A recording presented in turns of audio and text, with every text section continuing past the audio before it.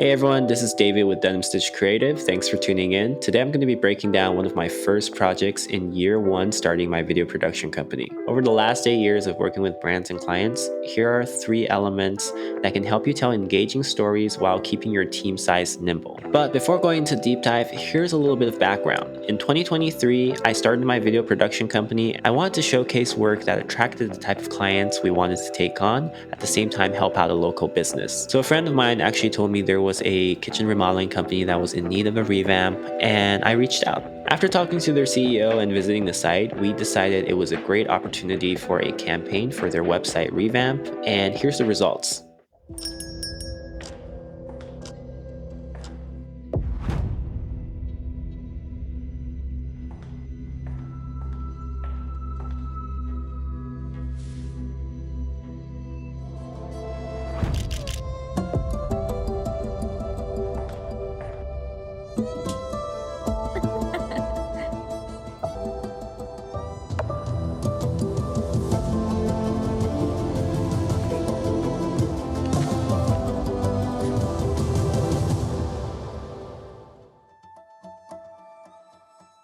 Alright, now that you've watched it, let's jump into how it was actually created. First thing is location. If you're currently running a project with a limited budget and a small size team, then the first thing you want to do is invest in your location.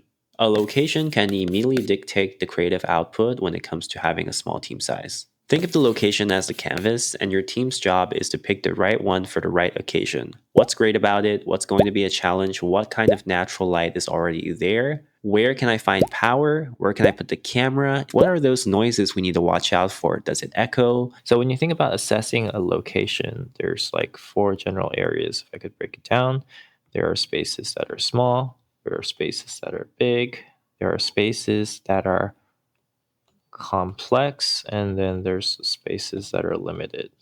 If you're running a small, nimble team and you give them something that's small and limited, you run into the situation where they don't have much creative input in it because there is really not much to give creative input on because they're limited by the space.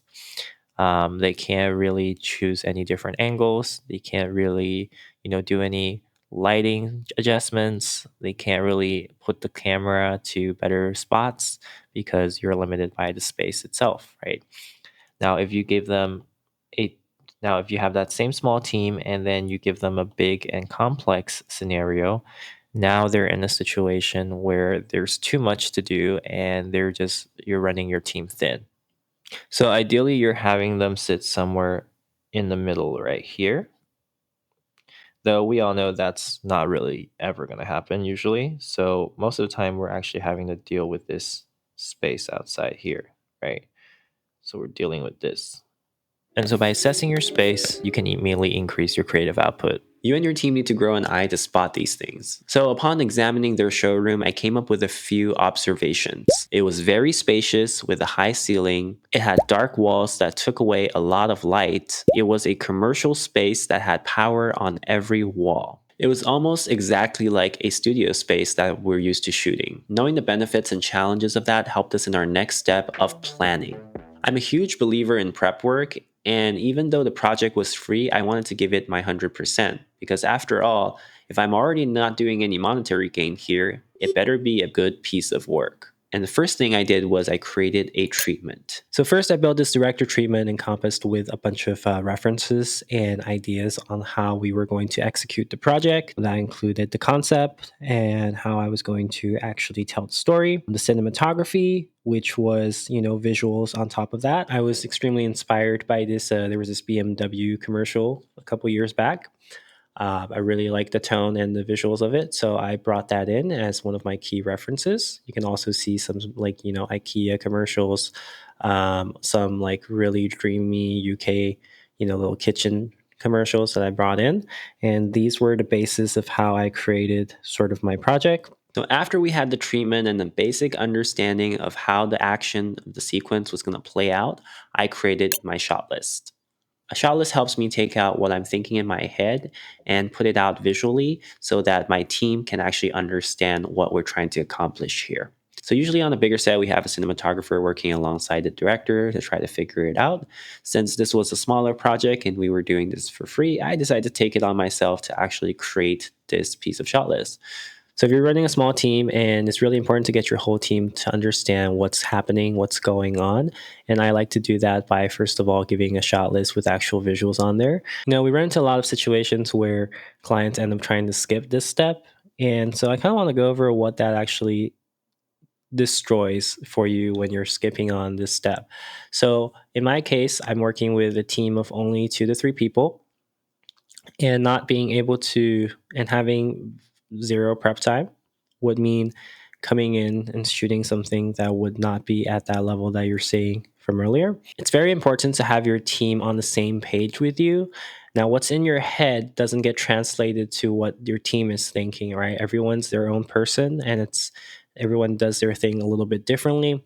So by putting what I'm thinking, my vision onto paper, people are actually able to see, like, okay, this is what David's talking about when he's going over these things. This is what he's talking about when he's doing this. This is the shot we're looking for. This is how it looks almost exactly like this. And we try to get as close to this as possible. Now, a lot of these shots are, if you noticed, are from my actual treatment that I created.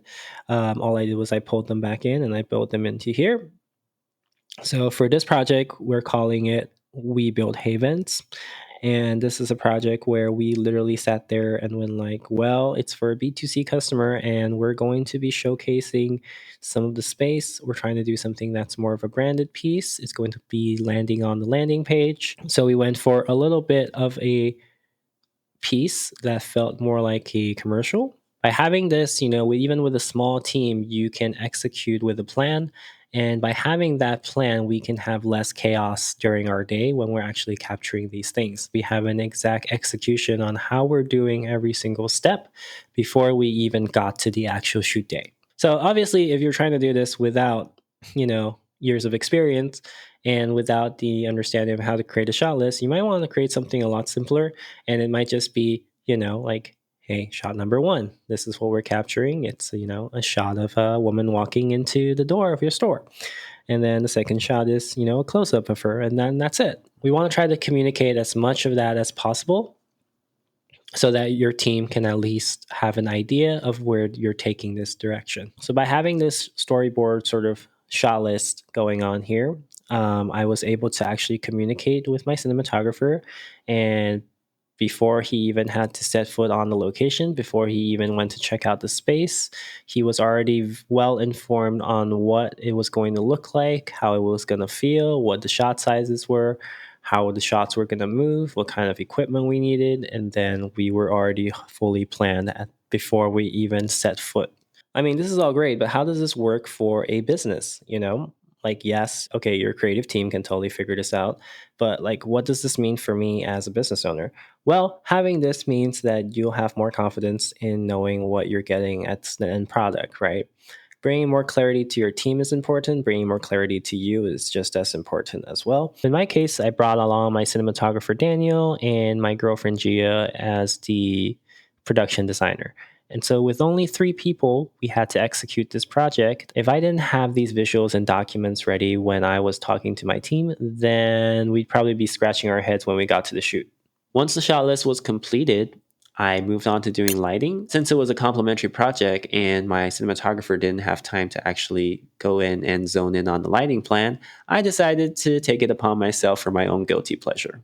So, for those of you who know, I started my career in gaffing, and so I love my little lighting plans. And usually, on a bigger set, you have the cinematographer and the gaffer talk about this. On a set where there's only 2 or 3 people, I guess I took the liberty to actually do it myself. This is the open scene, and it's basically our main character walking through the door, and the camera is set here to kind of shoot her walking in.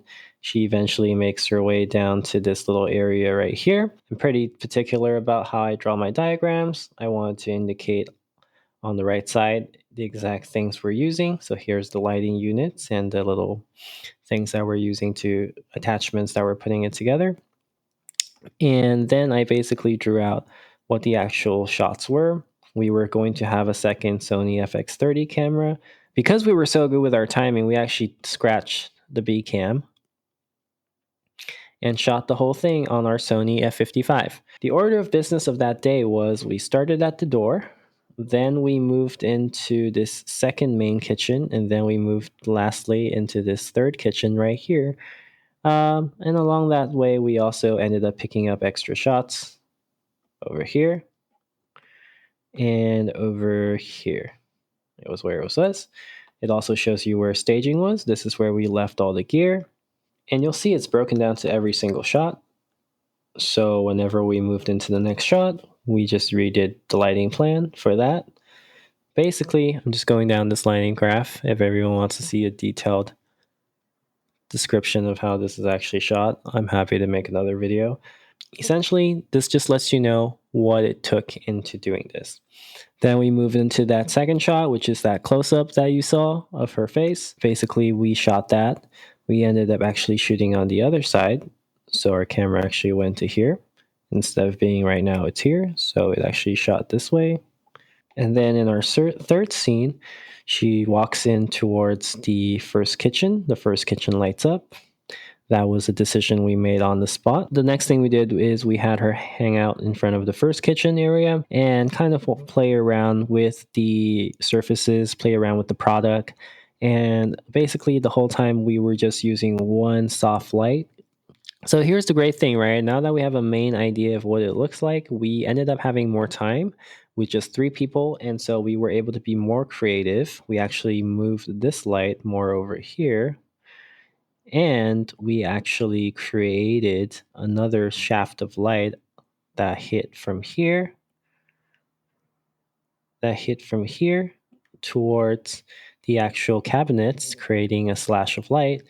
And that was all added afterwards. But because we were so planned, we had all this extra time to play with it. So that's what we decided to do. From planning and having a director treatment and having a shot list and having a lighting plan in place, all of that really did was help us figure out our communication with the team. As a director or a brand that's trying to communicate their values or vision, it's important to know that what is in your head is sometimes not clearly defined to others in your team. So it's a different skill set to be able to actually communicate what's going on in your vision towards the people that are going to end up executing that. And that's true for creative or business. Your team can only do their job effectively if they have the pieces to the puzzle as well. But once you have those communication tools, your team will have that much more clarity on what they're trying to strive for. So we were able to become very efficient in what we were doing. When we came into the day, we already knew what we were lighting first, how we were going to light it, how were we going to shoot it, what was the talent going to be doing in the scene, what are the props and art that we are putting into the scene. And by that time, everything was so clear that it was streamlined for everyone. So by using these 3 elements, we were able to create a piece that was very strong in its branding, that communicated the values that the business wanted to showcase, create a piece of content that was stylized, that looked like it was a higher level piece. It almost looked like a whole crew came in and did the project, when in reality, we only had 3 people. If we only had 3 people and we didn't have a plan, then we would be scattered around trying to figure out what we were going to do when we were day off. But now, since we have all these communication tools and everyone is clear, then we can communicate what their next steps are. We can actually knock out things in a sequential order. We can knock out things in an order that saves us time or makes the most sense to help us become more efficient. And by having this plan communicated to the client, they can see what changes need to be made before we even get to there. The most important thing is by having everything figured out beforehand, we were not rushing to finish a project, and that gave us more time to create spontaneous moments of creativity.